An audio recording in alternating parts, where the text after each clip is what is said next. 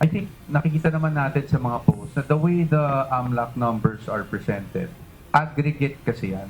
Ibig sabihin, lahat ng withdrawals mo, lahat ng deposits mo pagdating sa inflow and outflow, pinagsama-sama. Dinipensahan ng kampo ni Vice President Sara Duterte ang lumabas na ulat ng Anti-Money Laundering Council o AMLC sa pagdinig ng House Committee on Justice kahapon April 22.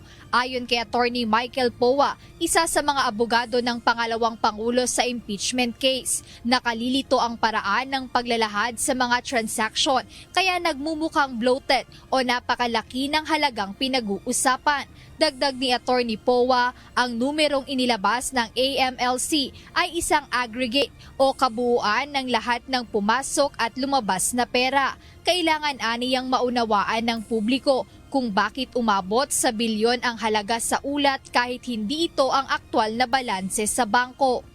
Simplihan ko lang, meron akong 1,000 pesos, dineposit ko, withdraw ko, di ba? Ang lalabas sa total transactions mo, 2,000 na. Pero actually, ang nasa bangko mo, 0 na. Diba? So, ganun kasimple, no? Now, and so kaya sinasabi namin na, again, hindi ko sinasabing maling AMLAC. I want to show due respect naman to AMLAC. But the way that AMLAC data is normally presented is that it is an aggregate of all transactions.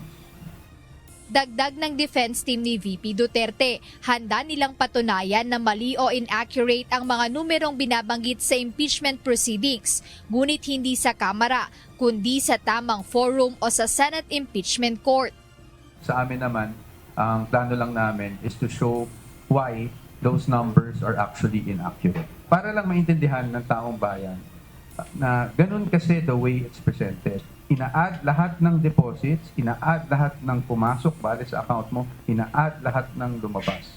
But it is not determinative or conclusive as to magkano ba talaga yung nasa loob ng account. And we are talking about transactions that span over 18 years, if I'm not mistaken, over 18 years. So, yun ang magiging talagang para sa amin. It's bloated talaga ang number. Bukod dito, binigyang diin din ng mga abogado ng Vice-Presidente na ang pagkakatag ng isang bank transaction bilang suspicious o kahina-hinala ay hindi nangangahulugan na ito ay illegal o lumabag sa batas. So we'll just stick with the facts. Ano po ba ang suspicious transaction report? Ang laman po niyan ay suspicious transactions. Ang ibig po sabihin, suspicious transactions does not equate to any wrongdoing or unlawful activity. Perhaps the bank thought or tagged it as suspicious, so umakyat sa AMLAC, nagkaroon ng suspicious transaction report.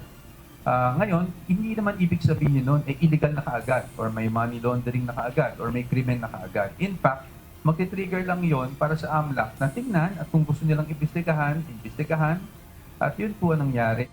Sa kabila ng pagpapatuloy ng impeachment proceedings sa Kamara, nanindigan ang kampo ni Vice President Duterte na patuloy nilang kukwestiyonin sa Korte Suprema ang legalidad ng mga kasalukuyang proseso ng mga kongresista. Sa ngayon, ayon sa defense team ni VP Duterte, nananatiling business as usual ang pangalawang Pangulo habang sila ay nag-aantay lang din sa mga susunod na hakbang ng Kamara kaugnay ng impeachment complaint. Jedne Resina, UNTV News and Rescue. Diyos ang aming sandigan, serbisyo publiko ang aming pinahahalagahan.